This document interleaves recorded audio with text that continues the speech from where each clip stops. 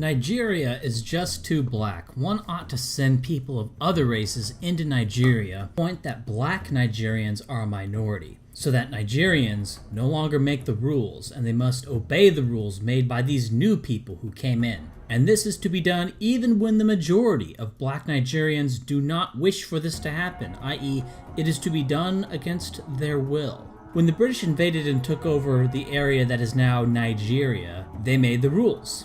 This was a denial of sovereignty and was anti-Nigerian, but the British did not replace the Nigerian population, and they eventually left. Recovery from a mass immigration program would not be so easy, if it would be possible at all. Obviously, I'm using Nigeria to illustrate that mass immigration programs targeted at white countries against the will of whites are anti-white.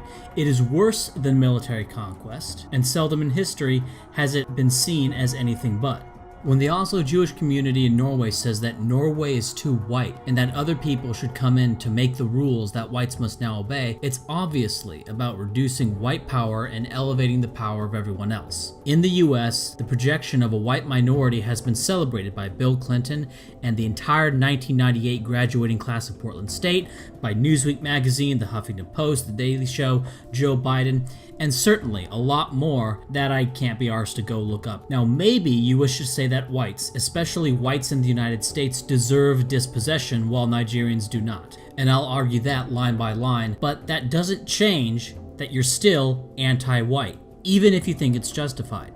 Not only our Muslim communities, but African communities, Asian communities, Hispanic communities, and the wave still continues. It's not going to stop, nor should we want it to stop. And as a matter of fact, it's one of the things I think we can be most proud of. An unrelenting stream of immigration, non-stop. Folks like me who were Caucasian of European descent, for the first time in 2017, will be in an absolute minority in the United States of America. Absolute minority. Fewer than 50% of the people in America from then and on will be white European stock. That's not a bad thing. That's a source of our strength. Pointing out that it's anti-white, though, puts your views in an honest perspective. It puts in the full gravity of what you're saying. Usually that is where this argument ends, with more white leaders in Europe calling for permanent Somali rule over various countries via mass immigration. And while it's a sound argument, it leaves the door open that these people aren't viscerally anti-white, but are merely hypocritical due to a lack of thought. They just don't know what it is that they're doing. A report released by the University of Illinois stated that a room full of white people constitutes a microaggression against other races. Of course, they have lots of theory behind this, but the ultimate point is that a room full of white people is immoral. If you disagree with this and don't think that they meant it as immoral, well, they certainly are trying to pathologize it. And while this study was roundly mocked by conservative media outlets, it was treated very seriously by the Huffington Post. And the three principal researchers of this paper all still have their jobs and didn't face any consequences for a paper designed to delegitimize the existence of whites in groups. If you don't think that this was their intent, well, certainly the study, if taken seriously, would have that effect to delegitimize whites in groups. And the policy proposals of the study were all aimed at eliminating overwhelmingly white classes. So while at first glance you may think that my interpretation is hyperbolic, it nevertheless very simply appears to be the case. But this delegitimization of whites is much broader. Well-known examples are attacks on the Tea Party for being too white, attacks on the Republican Party for being too white. There has also been an ongoing campaign mandating that whites in the US military be aware that their achievements in life are to be discounted and minimized because they have white privilege. If someone told Japanese people that their life accomplishments weren't meaningful because they're Japanese, well, we would say that this person is anti-Japanese, just as this is obviously anti-white to anyone who doesn't subscribe to certain priors that form the backbone of what I call university social science consensus. In addition, the US military has been attacked for being too white, for having too many white males in leadership roles and having too many white males in the special forces. Even the prisoner of war flag was attacked by Newsweek for depicting a white male in a POW camp. It doesn't matter that the military itself is disproportionately white and male. The flag must show non-white POWs that don't exist in reality and suppress the reality of white POWs. Another example, the city of Los Angeles attacked its fire departments for being too white. Anti-white mania even hits school below college. Brooklyn schools are cutting gifted programs because they're too white, and the federal government released a report saying advanced placement programs are too white. We can take a trip across the pond and see that anti-white mania afflicts the UK. UK schools, which would otherwise get top marks, are getting marked down 1 grade for being too white. Say it with me. They are being punished. Yes, being marked down a grade is a form of punishment. Why are they being punished? For being white. Okay, let's put it together. They are being punished for being white. Simple, true, no need to argue, just swallow it. Also in the UK, the British Broadcasting Corporation is willing to put their desire to reduce white influence on the BBC ahead of the old way of just hiring the most capable people. Again, if you think that's a loaded description of what they're doing, well, what are they doing?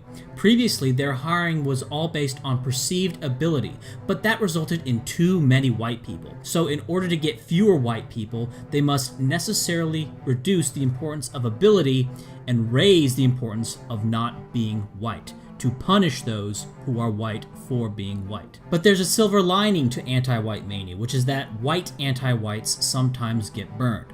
For example, there is a growing stigma that indie music is too white, or that the shitcom EastEnders is too white, that bicycling is too white, that the Green Party is too white. Ignore the fact that the Green Party of California supported booths to give free slaps to straight white men for the crime of being straight white men. Even embracing African music didn't save the band Shokazoba from the charge of being white. Also, the Game of Thrones is attacked for being white. Hillary Clinton's campaign is too white. South Africa, which Noam Chomsky hilariously predicted was ending apartheid to institute a knowledge-based economy, has the problem that its professors are still 86% white, clearly a result of them still having all of that power and privilege. A similar sentiment was aired publicly by the president of Western Washington University, who decried that the university was too white. Perhaps a possible solution would be to make the curriculum more diverse,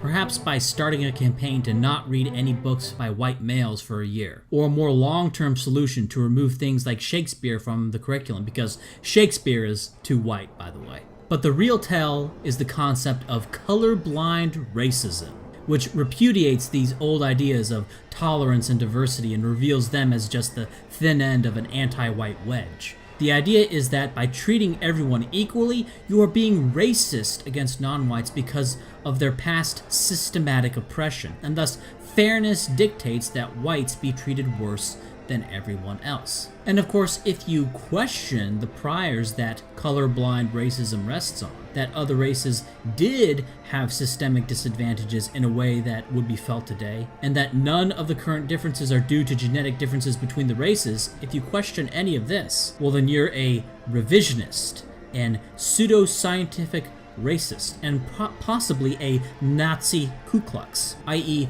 their beliefs are structured in such a way that they're nearly impossible to attack, because by merely attacking them, you are now a pathological person. Larry King, when talking to Who Cares on his dumb softball show in 2011, mentioned that his grandson wished that he were black, and followed with, "There's lots of advantages to being black." And then, "Black is in. Is this a turning of the tide?" Related to this is the transracial movement, which is where white people pretend that they're some other race. Of course, this thing, like with gender fluidity, is really just a mental illness masquerading as something real, but the tell is that few of these people wish they were white. Why not? Aren't whites super privileged? This is another tell. If these people were black saying that they were white, or that I wish I was white, or little black children that said that they wish they were white, well, you'd never hear the end of it. Robin Morgan, a quote-unquote feminist activist, in 2003 made a quote that gives a great tell into the anti-white mindset, or whatever you want to call it. She said, quote, "My white skin disgusts me. My passport disgusts me. They are the marks of an insufferable privilege brought at the price of others' agony. If I could peel myself inside out, I would be glad. If I could become part of the oppressed, I would be free. So even though being white means to be loaded with privilege and to be at a profound advantage, this person wishes to be part of the quote-unquote oppressed. White people are the ones who wish to stop talking about race. This is what they would do if quote-unquote talking about race simply meant more attacks on whites.